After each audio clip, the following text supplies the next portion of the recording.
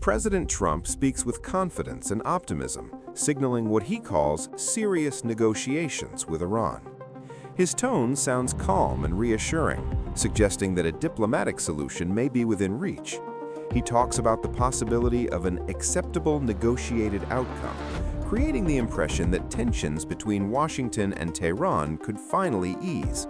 For many, these words feel like relief. But in geopolitics, optimism is rarely neutral. It often carries strategy, pressure, and hidden intent. When Trump speaks of negotiations, he does so while maintaining maximum pressure. Sanctions on Iran remain firmly in place, continuing to strain its economy. At the same time, U.S. military forces are positioned in the region, ready to act if needed. This combination of hopeful language and sustained pressure creates a contradiction. Diplomacy is offered, but always under the shadow of force. From Iran's perspective, this scenario is familiar. Tehran has faced decades of talks framed by threats.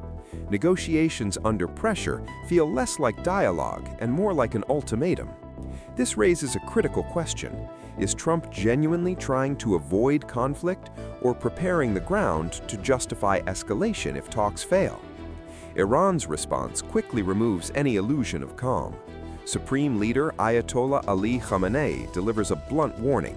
He states that any U.S. attack would trigger a regional war. This is not emotional rhetoric, it is a calculated message. Iran makes it clear that it does not seek war, but it will retaliate, and that retaliation will not be limited. This warning changes how Trump's optimism should be understood. On one side, the United States speaks of negotiations and positive outcomes. On the other, Iran speaks openly about regional catastrophe. These messages do not point toward compromise. They expose how fragile and dangerous the situation truly is. Iran's threat reflects its deterrence strategy. Iran knows it cannot defeat the United States in a conventional war. Instead, it relies on regional influence and asymmetric capabilities.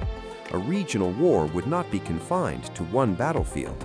It could disrupt shipping lanes, threaten energy infrastructure, and pull multiple countries into the conflict. Meanwhile, actions on the ground tell a worrying story. The United States is increasing its naval presence in the Middle East. Aircraft carriers and warships move into strategic positions. These are not symbolic moves, they signal preparation. They shorten response times and raise the risk that even a small incident could escalate rapidly. This mix of optimistic rhetoric and military buildup creates dangerous ambiguity. Are these forces meant to strengthen diplomacy, or are they laying the groundwork for confrontation? History shows that leaders have often spoken of peace while preparing for war. In such cases, negotiations served more as a narrative shield than a path to compromise. The broader Middle East understands the stakes. A U.S.-Iran conflict would not remain limited. Gulf states fear attacks on oil facilities. Israel watches closely. Armed groups aligned with Iran stand ready. Even countries seeking neutrality could be drawn in by the consequences. Trump's optimism also shapes global expectations. Allies may feel reassured. Markets may assume stability. But if talks collapse and conflict erupts, the shock could be severe.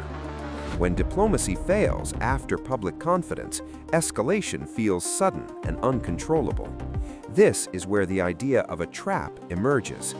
In geopolitics, negotiations can be used to manage perception rather than reach agreement. By appearing open to dialogue, a leader can later claim that all peaceful options were exhausted. Military action can then be framed as unavoidable. If this is the case, Iran's warnings are meant to disrupt that narrative. By threatening regional escalation, Tehran raises the cost of military action and attempts to deter Washington. Whether deterrence succeeds depends on perception.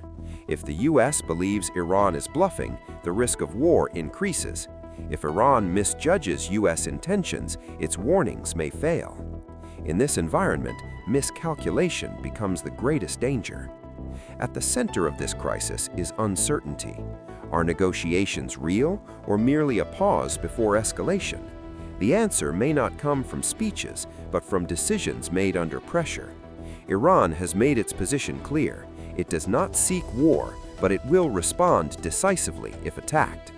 The United States signals openness to talks while preparing for confrontation. The Middle East now stands on a knife's edge. In the end, optimism alone cannot prevent war. Without real de-escalation, it risks becoming a facade. One wrong move could ignite a regional conflict that no one truly wants, but many fear is dangerously close.